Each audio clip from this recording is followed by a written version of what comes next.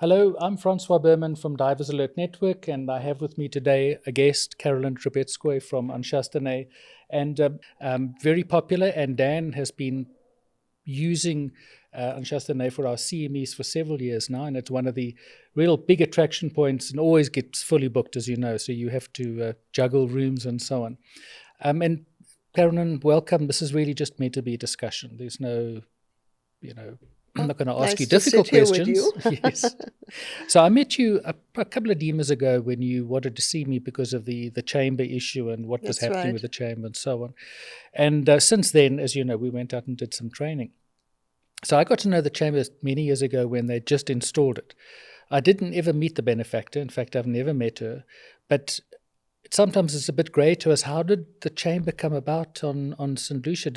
Did this person just decide that you needed it, or did you have a bunch of cases, or what was her interest in it? It is really an interesting story, and I'm not really totally familiar what precisely happened, but the way it was told is that the lady, who was an American heiress, settled in St. Lucia and was an avid diver.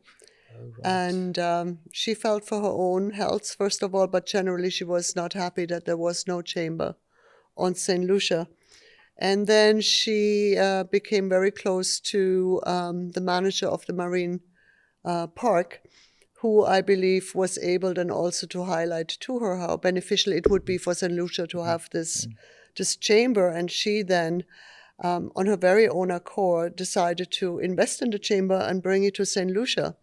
Sadly, I really feel that she did that so independently that I don't think up to this day that anybody ever thanked her for what was really a tremendous service to the country, to general health, but then, of course, particularly for the diving industry.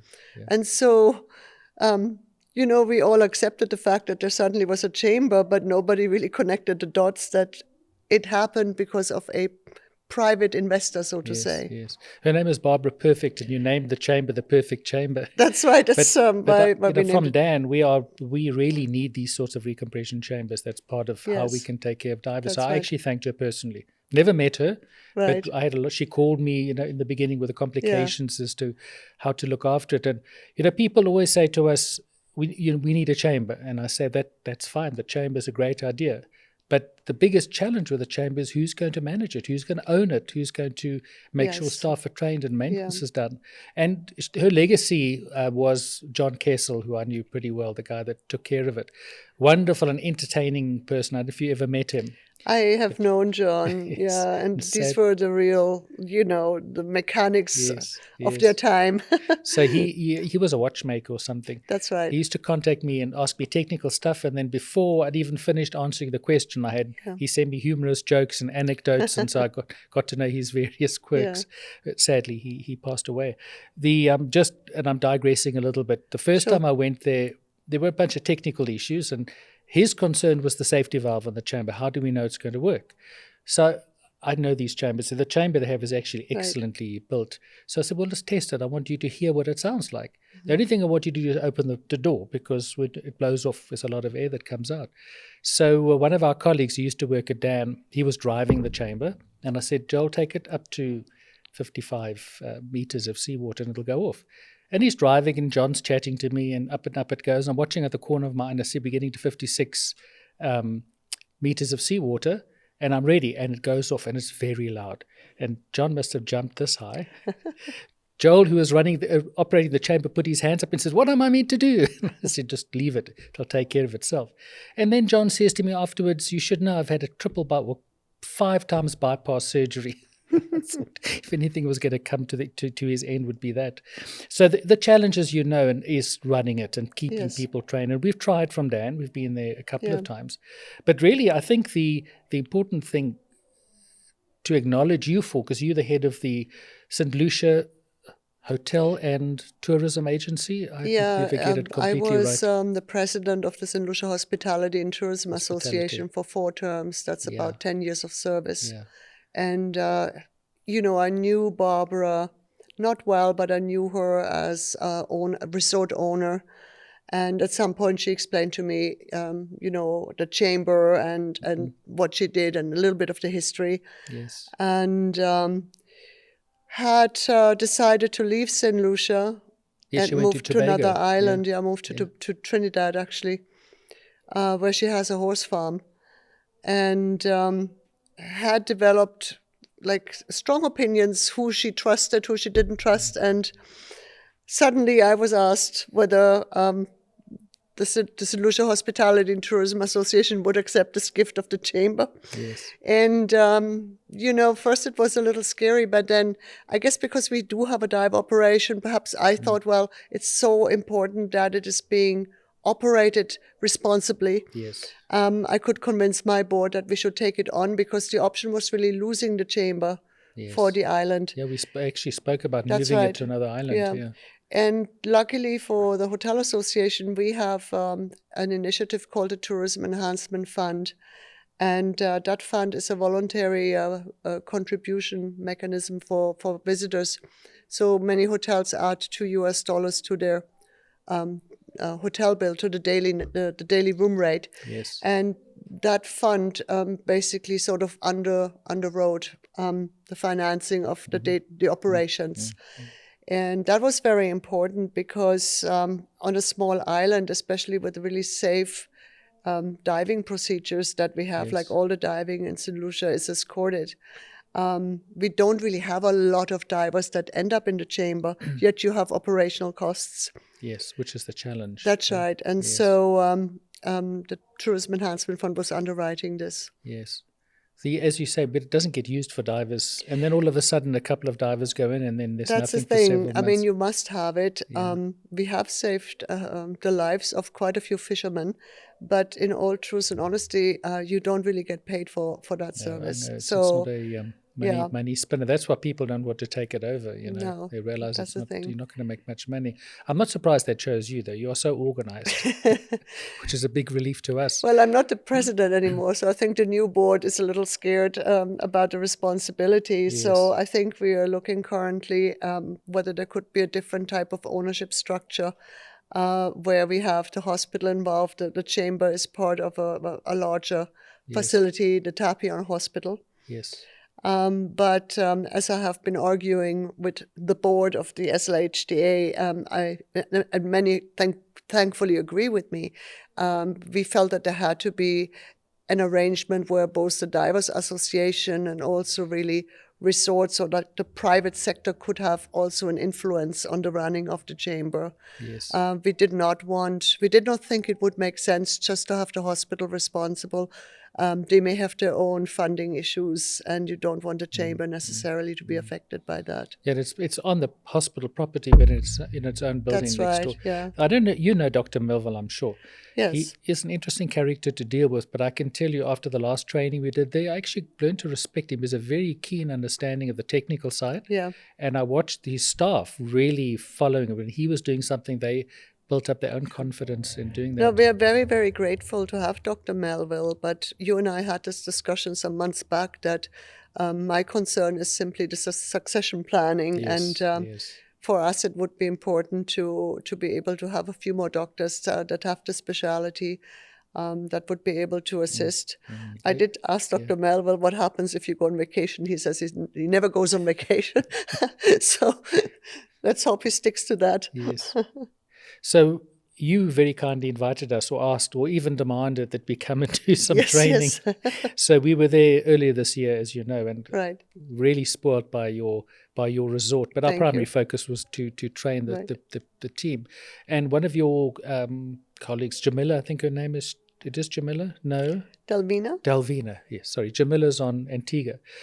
Delvina was wonderful, super organized. She got, everything running correctly. We had a team of, as I said, really enthusiastic and committed people that really participated in the training. We would have liked to have spent another day, because it's so difficult, getting in 2 days, getting in enough, imparting enough knowledge and confidence.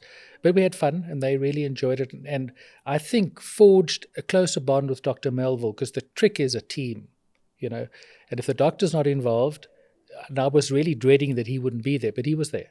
all the way through, which is, I think very encouraging. Fantastic. But as you say, Delvina sent me a fantastic report today, and I was actually really, really impressed.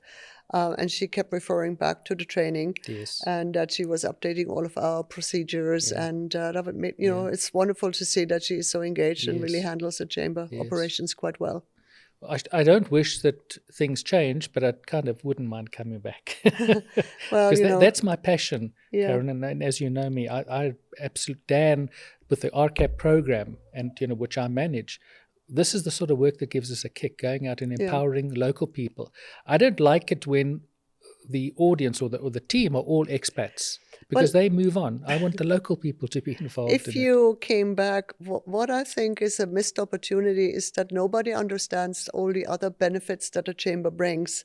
And I even think the medical community has not really fully understood that the chamber is there. Yes. So if you came back, I would have liked to maybe involve the local TV station and talk a little bit more about what the chamber could do for some other medical conditions. Absolutely, and it's perfectly suitable. It's a very comfortable chamber. The typical diving chamber, you have to climb in a round door into another round door. Very awkward if it's a wound care patient or patient that's not mobile. But yours, you've got walk through doors. You can wheel a wheelchair inside there. So it's not just the fishermen, which they're suffering from DCS or decompression sickness, but wound care, radiation, complications, carbon monoxide poisoning when people cook inside their houses and don't ventilate it properly. There are 14 indications, of which diving is only 2. The other 12 are all medical. And interesting enough, and again, you know that I have so many different hats, but even if the ownership of the chamber changes, I have promised myself I need to bring back a website, because there would have been opportunities for the chamber to be used and for revenue to be created. Absolutely. For example, apparently the U.S. Army had training in the region. I was looking for hyperbaric chamber, but because we weren't online, somehow the opportunity was missed. Yes. And sadly, somehow the website that existed in the beginning is not there anymore, so it needs to be recreated. Yes. So, the chamber, I was just thinking as you were talking about earlier, it doesn't get used much, but it's like an umbrella. Yeah. If you take out the umbrella, then it doesn't rain, right? Exactly. If you have a chamber that's operational, you don't get, but that's good. Yeah. You don't have to incur Well, I think the challenge a little bit from the operational side, that, for example, I think last month there would have been a patient that did use the chamber for wound care. So the finances looked a lot better once you obviously have something like that happen. Yes. But it's just not predictable how often it would be used, which is why I think if one could get across to the medical community at large all these benefits, I think one could perhaps establish a more regular use of the chamber. Yes. In Antigua, they had a chamber, very similar situation. A donor donated the chamber. It sat there for 6 years, never used. Oh, wow. They used to evac their people to Martinique. So the benefactor got fed up and said, look, if you guys don't use this, we're going to take it away. Well, they didn't know where to take it to. And that was Jamila. She contacted us and said, look, can we come down and train? Because they had no one to run the chamber. Well, that's really interesting. I didn't know that we weren't the only place where a private benefactor provided a chamber. And so we went down there and we kick-started the program. But, the interesting thing was the Minister of Health. He's a knighted person. He came to see me, and I was actually teaching, and I looked at him, and they said, this is, Minister of Health. And I said, sir, would you excuse me? I'm in the middle of teaching people. I don't want to be rude.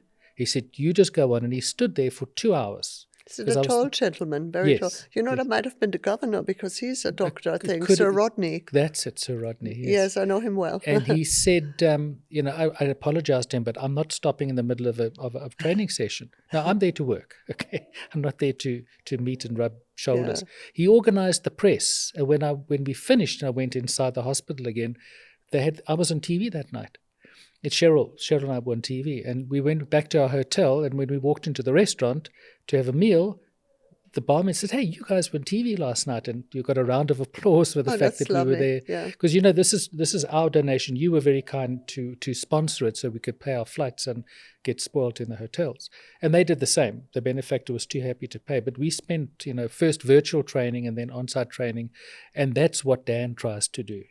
That's our use of member funds to empower the facilities. And we've been very active in the Caribbean over the years, now very active in Indonesia. That's a country that desperately, they are huge in diving. The one island is called Labuan, it's part of I forget the name of that regency, kind of south of Indonesia, which is where the Komodo Island is. You've never heard of Labuan. You can fly there. It's got an international airport. They had 400 liveaboards operating from that tiny little harbour. And no chamber? No, they have a chamber. Oh, they have. They have a chamber, government-owned chamber. But 400 liveaboards. Do you know how many? That's a huge amount. It's huge. Sadly, we got there after COVID, and about a third of them were beached. They couldn't support them, so they just wrote off the boats. But that's how big diving is, and that's just Komodo. Then you go up to Raja Ampat and other beautiful places. And when we went, they weren't treating people. We always evac the person either to Jakarta or to Singapore. And we were there, Matthias, Dr. Docetto, he and I went there 2 years ago as a kind of a fact-finding visit. And we visited 9 chambers, and when we left, we had 9 chambers treating divers, because they just need the encouragement. Congratulations. Fantastic. So not just treating people. And now we have 27 chambers in Indonesia, but it gives you an idea of the diving scope, and I'm going to just share something with you. I said to my colleague today, you know Joanne well. She said in her talk, in her instructor update, she had one slide where she shared with them my visit, Matthias and I going there, and 9 chambers into the network, we have this first aid training program, which we can actually mention in a moment, where we've committed to teaching 1,000 local people, deckhands, boat crew, shore crew, not professionals, them, basic first aid and oxygen. Because an accident happens and they're always there on site. So 1,000 in 1,000 days. And we've also managed to through Alibaba, get really good, inexpensive oxygen equipment that's affordable for them at about a quarter of the price. And so she presented the slide, and both times she did the talk. After the slide, the audience applauded. Nice. And that gives me the kick, I'm very passionate about this. But I hope you got a little bit of applause in St. Lucia, no? No, they were very grateful. Good, Delvina gave us a gift, and they all, I gave them their certificates, and we were so well looked after. Karolin. But it does give me ideas also how we can do better in St. Lucia promoting the chamber. So, yeah. So generally speaking, we don't have many dive accidents, and I know your resort does a great job, Callistus and his team, in terms of safe diving practices. In general, do you regard St. Lucia as a safe dive destination in terms of, general discipline and care taken by dive centers and so on, or do you think there's something else we can do from the dive safety side, not just the chamber side? That's an interesting question, and again, I'm trying to remember how it all happened, but when, remember Anse Chastanet, our diving operations, Scuba St. Lucia was one of the first that was set up. Correct. And it seems to me that we were kind of literally setting the tone of how diving should happen in St. Lucia, and so it was decided that there shouldn't be any unescorted diving. So in St. Lucia, all the diving is escorted. Yes. And the majority of the dive operators are obviously PADI, but I think also in touch with Dan and operating, I think, quite safely. Yes. I would say that the challenge could be yachts and divers that are diving independent, that have their own gear. Mm-hmm. And that perhaps doing something irresponsible. Difficult to control, really, isn't it? Yeah, that's very difficult to control. Yeah. They're not obliged to dive with a local dive operation.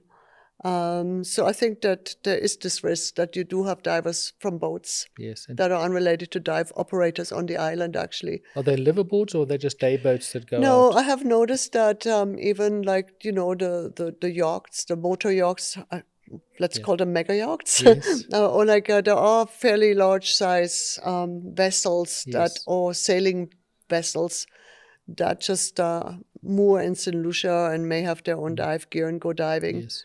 The super rich don't think that safety thing applies even they to do them, right? Very silly things but sometimes. they do silly things, and then they demand instant reaction, and it's a challenge. But for us. as you know, it sometimes also doesn't matter. It could be a perfectly safe dive, and someone may have an underlying condition not even known, and sometimes you do end up with a situation where the chamber makes sense because the diver visibly, has reacted to something.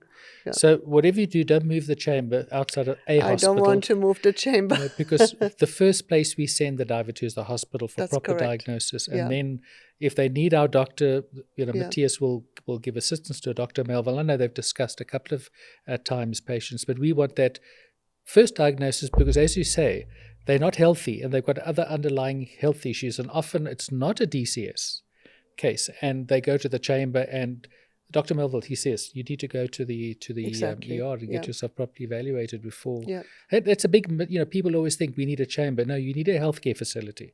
For sure. Once the person's been diagnosed and becomes a patient, then we can look at recompression. So I always say when I'm giving talks and explaining to people about the recompression chamber network, you're one of the success stories.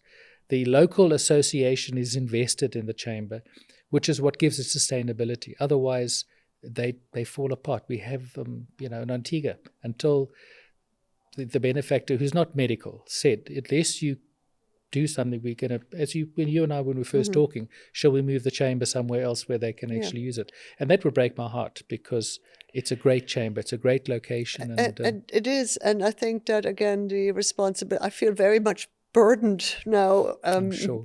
because I feel that realizing the importance of the chamber, I feel, though, that I need to get that across a little better to other dive operators and hotels. And I think that really nobody, and that included us in the beginning, had really given thought why we have a chamber, how it got there, how it's being financed, and that I think everyone that is operating within the diving industry on the island to be a lot more aware of the chamber and the needs of what the chamber needs to be operational. And, be grateful that we have it and perhaps also pay a little bit more attention and support. And give support, for sure. Yeah. Do you have a dive association or was it the hospitality association? We have a divers association, but again, I think that sometimes, not every association is run effectively. So it's on my to-do list, and I've had some good discussions here at DEMA. To meet with the Divers Association and really give them an update. Yes. And so normally the Divers Association would mostly be the dive managers, but for the chamber we need to engage also the hotels that are beyond dive operators or hotels that work with dive operators and explain to them independently that it would be in their interest that that chamber remains on the island, remains fully functional.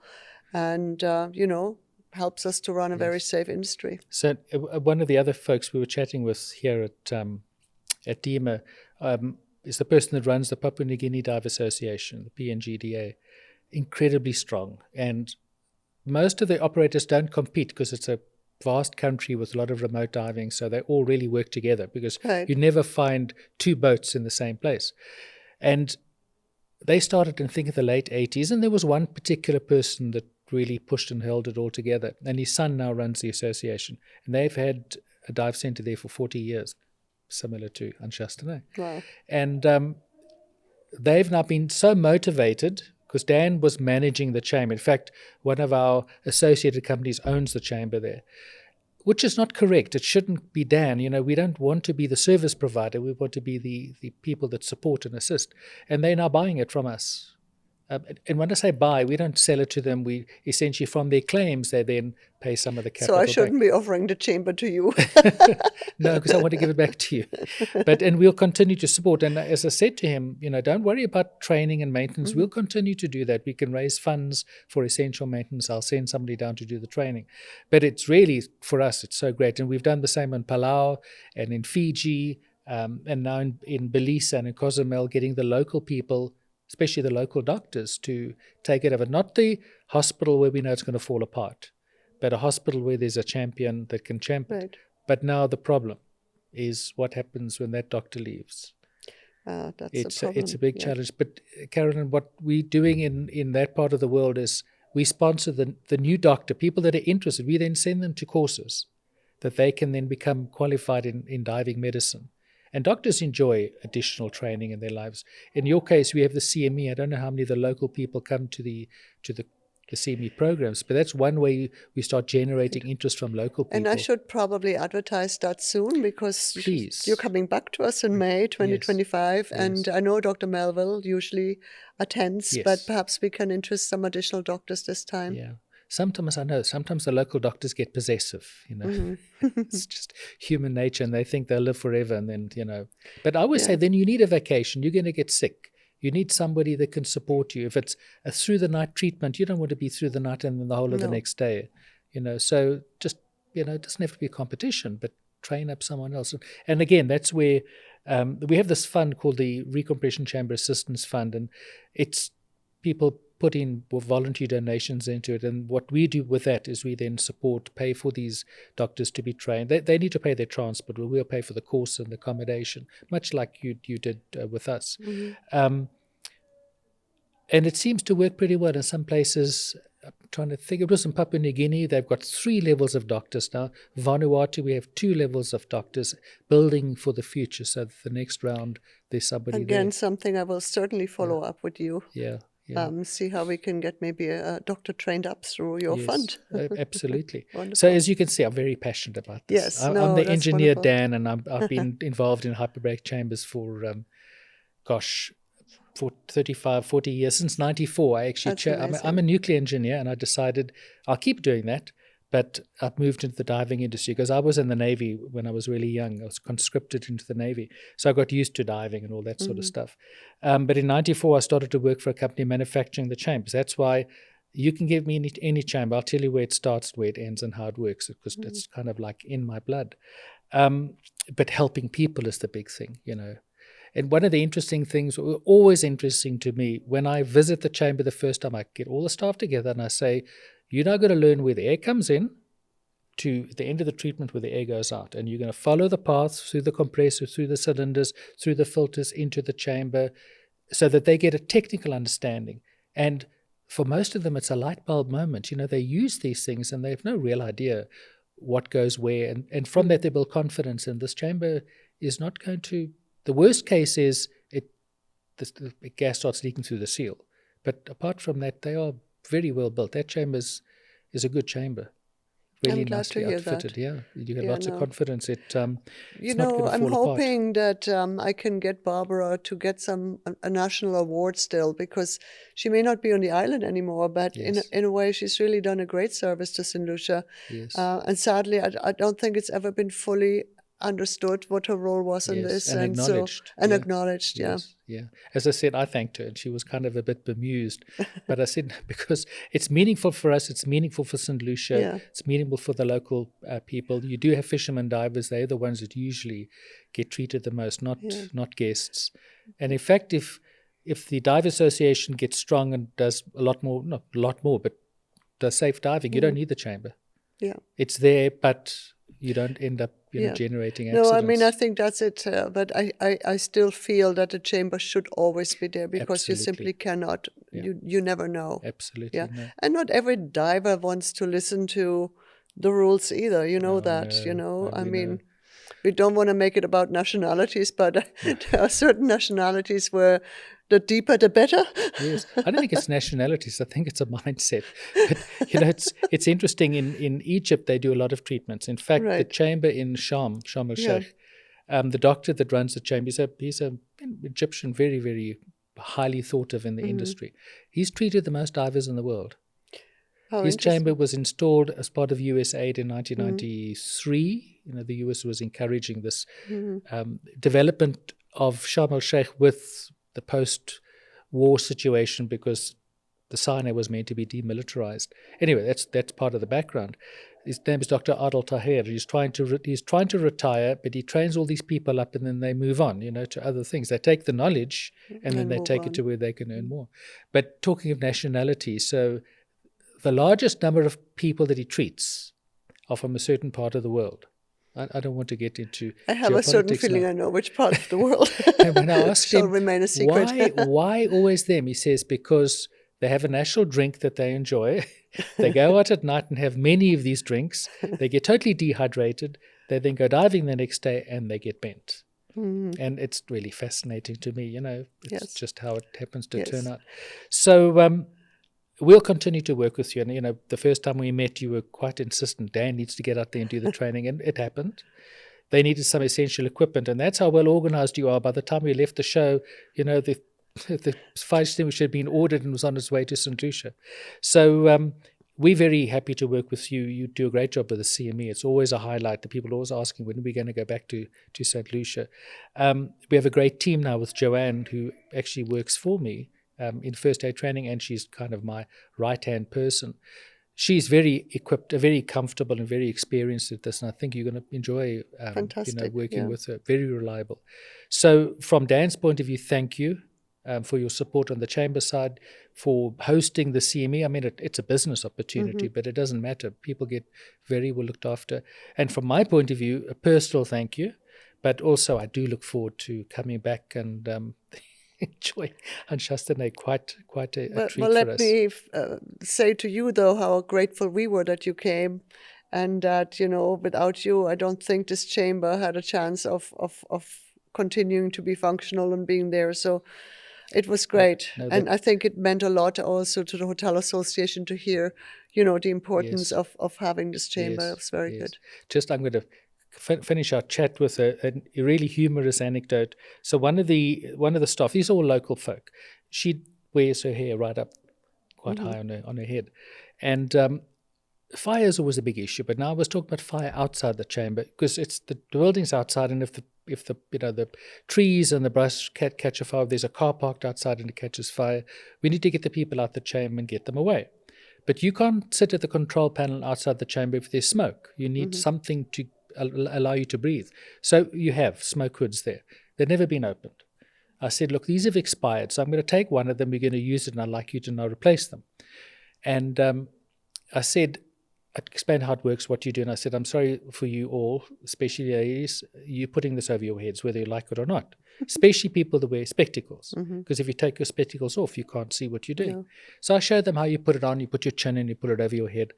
And we're about 3/4 of the way through. They were doing great. Didn't worry about their hair. And then this lady, and I forget her name, she's a nurse, she puts it on, and of course it comes down to there, because her hair's up. She takes it off and she said to me, I knew about the mask. I'd never thought about it. From now, when I come to work, I wear my hair down. And that's, I tell you, I looked at Cheryl and I said, that's what gives me such a kick. You make it actually real. Yeah. So they laughed a bit, but she was dead serious. She said, I kind of get why you guys want us to actually practice these drills. Very nice. So it's been great chatting with you. Absolutely. As I said, we'll remain in touch. If you do get hold of Barbara, from me again, you can thank her, as I've said to her several times. I certainly will. Very, very generous. I still plan to visit her in Trinidad. Yes, with her horse farm. I know your time is very valuable. You guys have been super busy on your stand, so thank you for taking time. Thank you very much.